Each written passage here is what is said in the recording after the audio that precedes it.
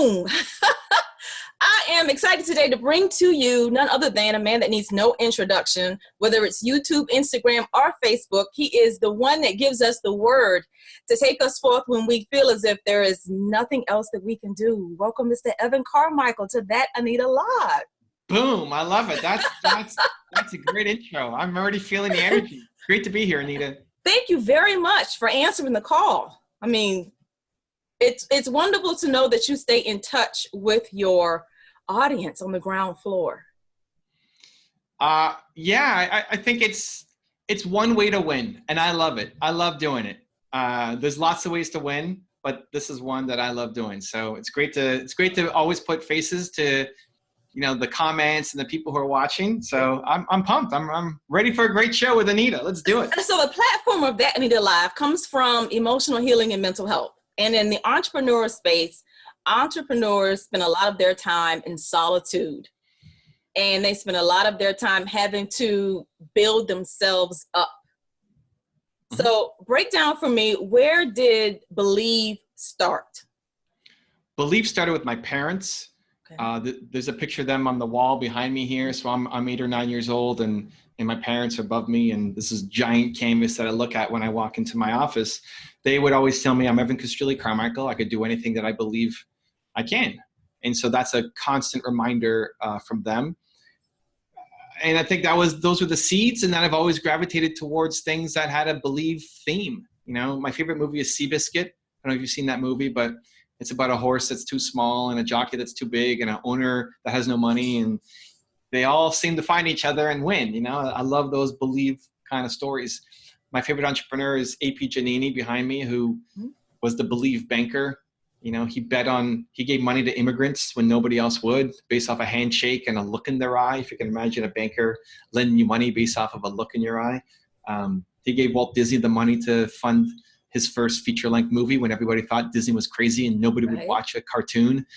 So all the stories that were Believe themed, I just gravitate towards more. And then figured out that it was my one word and went all in on it. Now, a lot of people think that because you were a VC, you always had capital, that you always had, and this is just a fallback for you to assist others in entrepreneurship. Like, this is more of a philanthropy type of thing versus a real business.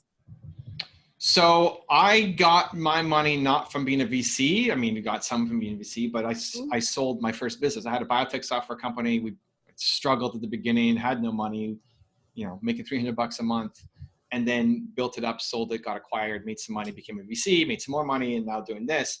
But I don't like spending money till I'm making money. So we've got 20 something people on my team right now. All of it is funded through what I'm doing. This is a business. Yes. So I hate selling investments or whatever to fund a business. I think it's a terrible strategy. So I don't want to spend money till I'm making money. So when I started this, my YouTube channel started as just me. It was just me making content, making a video a week, and slowly putting stuff up.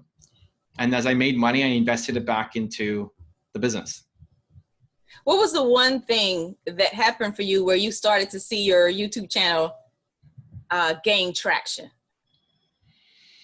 When I started taking it more seriously, so it took me 5 years to get to 7,000 subscribers, but I wasn't consistent. YouTube was a different game 10 years ago when I started. It was, man falls downstairs and the cat slips on ice and just really stupid stuff, not education. And there's still that, but there's a lot more education now that you can get on there. And I just wasn't taking it seriously. So it took me 5 years to get to 7,000 subscribers. When I started going to multiple times per week is when my channel started to grow, especially when I got to daily is when I really started to see the lift off with my channel. But I didn't want to invest in that right away, right? Like, to go to daily, I needed to have a team. Editing is not my strong suit. I don't want to be a great editor. It's not my ambition. So as the first person I hired was an editor to help me with my content. That allowed us to go daily instead of one a week to one a day. And that's when I started really seeing the growth happen for my channel. What do you want entrepreneurs to get from your channel? Believe. I want them to believe in themselves more. I think I think that's the world's biggest problem. The world's biggest problem is that people don't believe themselves enough. I believe everybody has Michael Jordan level talent at something. You're a genius. Like, you are literally the world's greatest at something. But you either don't believe that you are, or you found the thing, but you don't believe in yourself enough to actually go chase it down because it's so different than what your family does or your friends do or your community. And so whatever you think the world's biggest problem is, I think it's solvable. Like, if you say cancer, okay, I think the woman who solves cancer should have already solved it. But instead, she's a manager in an accounting company because she never became a doctor. Like, I think that's the biggest problem. So I believe humans are built to serve, and I believe the people at their core are good, and everybody's a genius. So why are we not living in an amazing world? You know, like, why do most people wake up and drive to a job that they hate? Because they haven't tapped into the thing that makes them joyous, that allows them to contribute. And that's the mission that I'm on for the rest of my life. How has your son changed your perspective on the word believe? Ooh, that's a question I don't get asked. How has my son changed my perspective on the word believe? I think it's been, for me, trying to pay back what my parents gave me.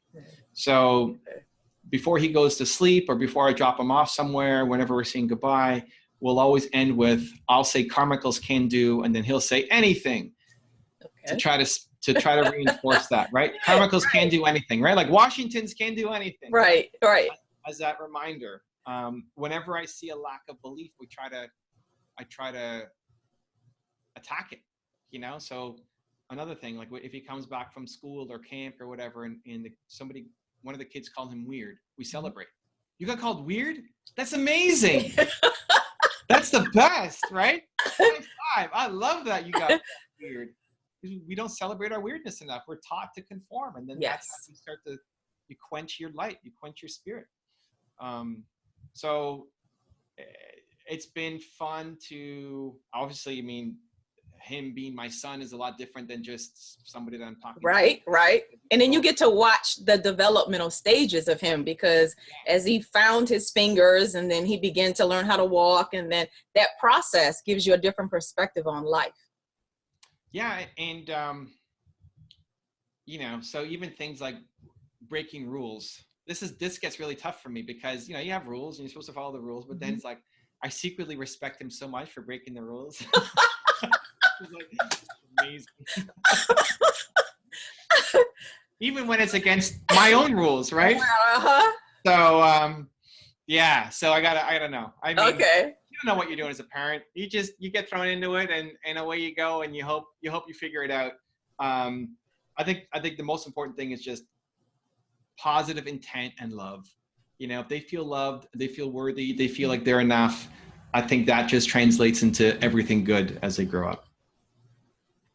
Now that you're the influencer, how do you determine who to interview or who's top 10 to put together? I have to learn something from it. So everybody that we've profiled, I've learned something from them. And this is where I think a lot of people get messed up, is that you only want to learn from one kind of person, where I think the real unlocking comes when you're willing to learn from people who maybe you hate 98% of them, but there's one thing that they can still teach you. So, you know, I've got Steve Jobs up on my wall, and I've got my parents up on my wall. I don't want to be a father like Steve Jobs was a father, right? He wasn't a very good one, at least one that I don't aspire to be like. I want to be like my father was. But I don't want to be a visionary like my father was, because he's not. And he's not an entrepreneur.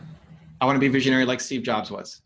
And so your ultimate goal is not to be the next anybody. It's to pull different things from different people to be the best you, right? And so I have Kanye up on my wall back there. And Kanye used to bother me a lot in my younger years. Like, I didn't like the bravado and the ego and the brashness and all that. But there's still a lot of that. There's a lot you can learn from Kanye. And so everybody that I profile on the channel is something that I have personally learned something from, that I've gotten a takeaway. And if I can't, then we don't publish. There's a lot of people that people have said, hey, you should do this person and that person and this person. We have thousands and thousands of requests for people to do. I see them in the comments.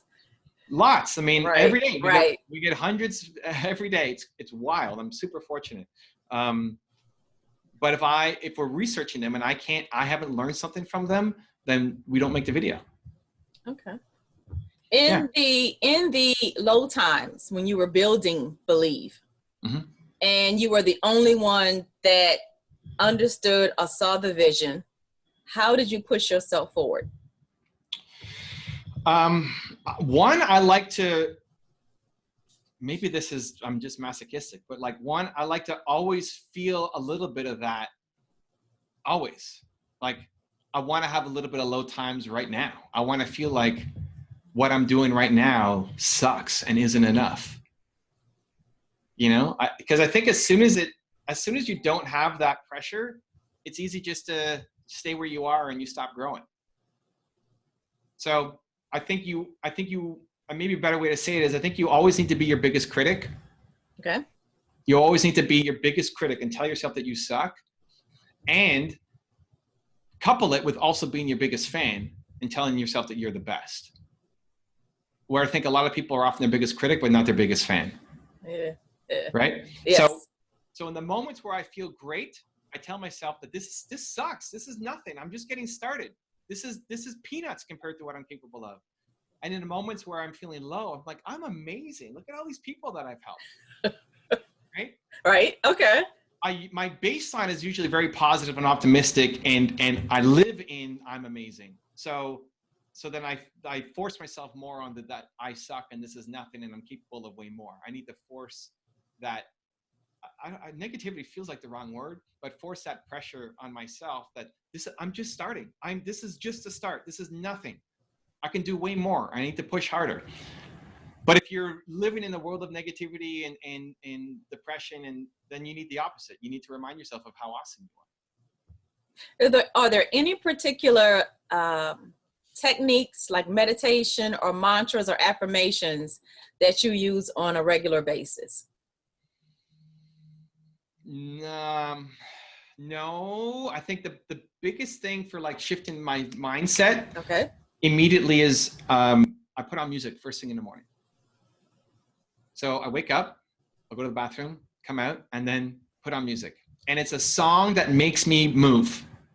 Because I wake up and I'm tired like everybody else. And I just woke up. I never wake up and be like, yeah, my God, what a amazing, right?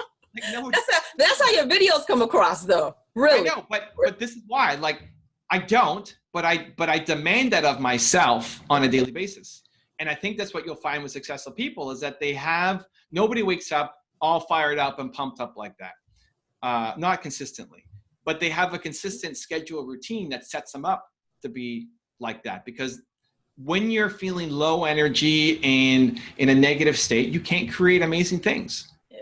You need to get to the point where you're feeling things are possible and you're energetic. And so there's no perfect song. Right now I have a K-pop song on that gets me going. But any song that if it was playing and you were sitting down, you would have to get out of your seat. Mm-hmm. We all have songs that we like that if it came on, you couldn't help it. You'd be like, even if you force yourself to sit in a chair, you'd have to get up because you just love that song so much. Like those kinds of songs. Start your day with them every day. Because most people put on music for how they're currently feeling. Okay. You want to do the opposite. You put on the music of how you want to feel. And it's the fastest way that I found to change my state. What's the biggest challenge you faced so far in building Believe? Believing in myself. It's an ongoing battle, right? It's never ending. You're just capable of slaying bigger dragons, taking on bigger goals, right? So I believe I can make YouTube videos. Great. I didn't when I first started. Now I can, but that's easy now. So I need what's the next level, and just constantly hitting the next level.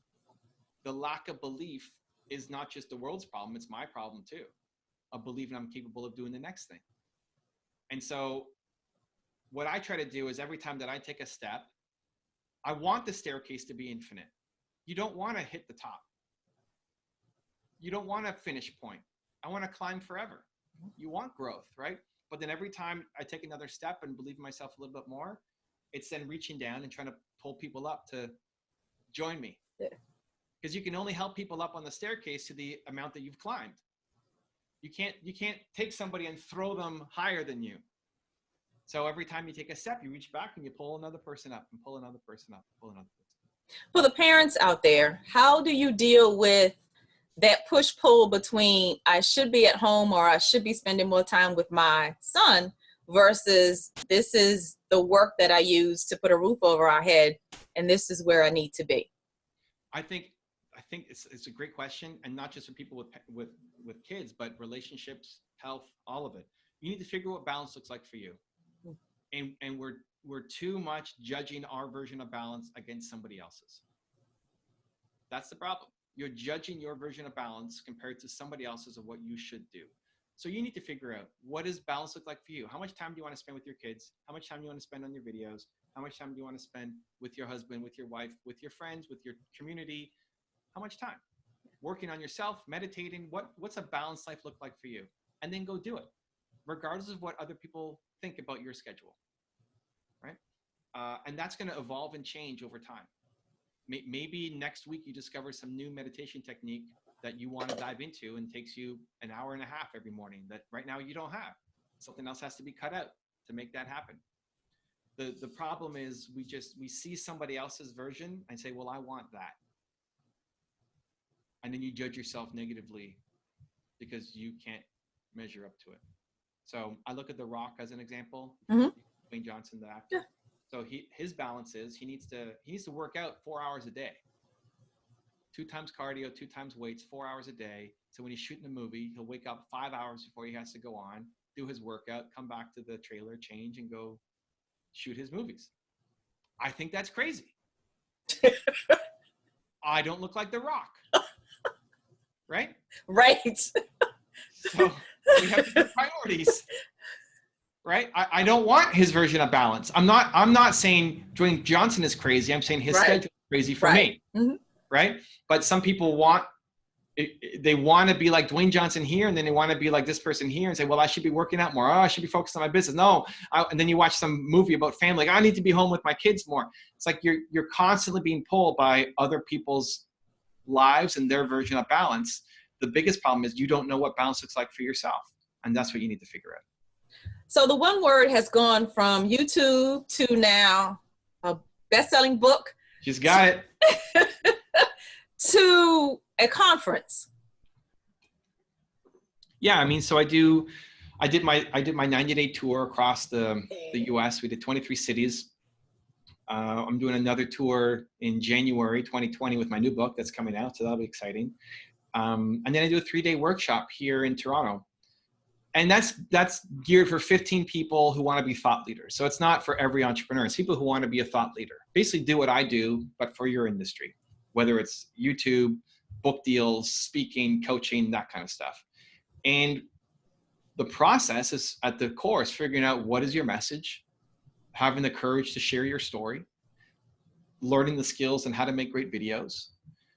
And I take people for 3 days, and the goal there was I touch people a lot with YouTube. So we got 300 million views on the channel. So it's a lot of people, but in a really light way. Or something like this, where we do this and we're on this parallel path for 25 minutes. And then I have people who are super close to me who have seen their life dramatically change by being in the circle. But there wasn't anything kind of in between. And so the thesis that I think we started it last year, was what could I do for 3 days? Like if I had you for 3 days, all day long for 3 days of you, 14 other ambitious thought leaders who are trying to build their companies and their brands, who all have an impact. You have to want to have an impact and serve. You, 14 other ambitious people, me and my team, and I get my hooks in you. What kind of damage can we do? Like how far could I take you in 3 days? How far can we push? How much can we do together? Right? It's not some giant conference with 1,000 people. It's 15 people total. And it's been a wild experience. And it started off as a test. And now we did it again in September. And then we did it again this year in May. And then we're doing it again coming up in September. It takes, I mean, I get sick every time at the end of it. It takes everything out of me, everything. I'm not making videos. I'm not checking my social. I'm just all in helping. I need to figure out a way this year in September to be healthier, but it just totally drains me. I got zero left by the end of it because I want to pour so much into the people who show up.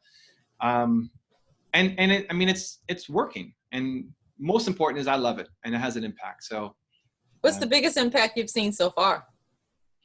Oh my gosh. I mean, we had these guys who are firefighters who joined and had zero presence on social media, and now started a show and brought on chiefs of the firefighters, launched a new venture. They're pitching to a big VC show coming up in September, became a name within their community.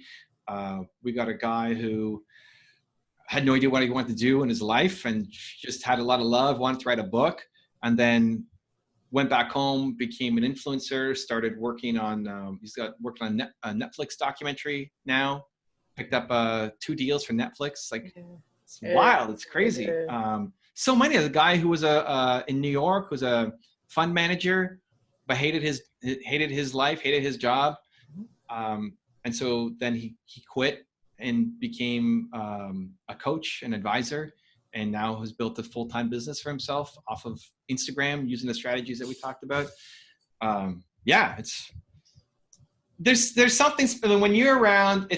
15 is a good number because when you're around people who are all chasing their versions of the same thing, and you're in this hyped up environment where you're not just learning the skills but also getting like supercharged with believe juice, getting injected. And then we're taking you through, like, you're going to make a video. You're going to come up and you're going to tell your story, a story that we're going to push you to tell that you've probably never told before. And then I'm going to be behind the camera telling you how to fix it with lights, with my camera crew. And like, you're going to be pushed through all these barriers. You talk about limiting beliefs. Like, we're going to push through 20 of them in 3 days. And so you go home, a new human, with the purpose to serve, right? Thought leadership. Right. Serving. Anyway, yeah, I mean, I guess I don't talk too much about it on my content because it's not geared for everyone. It's not, if you want to sell shoes or something, it's not like, don't come, it's not the path for you. But I love seeing these people then go off and make an impact on the thing that only they can. What can we look for next from Evan Carmichael? 2020 tour. So I'm launching my new book.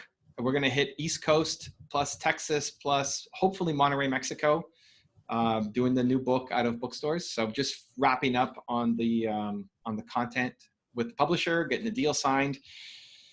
Fingers crossed. So you can't tell us the name of the book.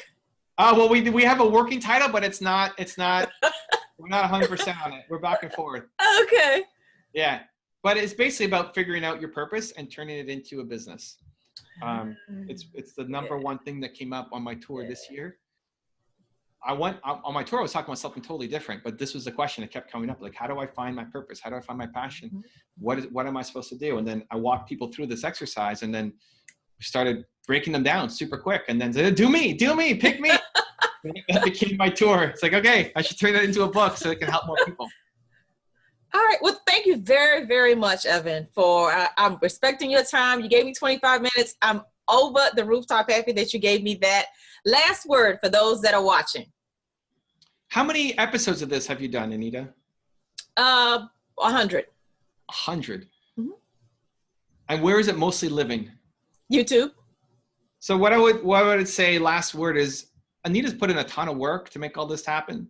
She's got an amazing vibe and personality and ask great questions. And I mean, I've been doing this all day, doing interviews, and this is a special one for me because the different energy and vibe that Anita brings. She's done 100 episodes. It takes a lot of time, effort, patience to make this happen. And so I would just say, if you found value in either this episode or any of the other ones that Anita's done, just show a little bit of love back. Share the video with a friend, share her channel with one person that you know, because it takes a lot of love and effort to get a new show off the ground. And if you're digging the vibe that Anita's bringing out, then just share it with at least one person in your community that needs to hear the message too. Oh, thank you very much.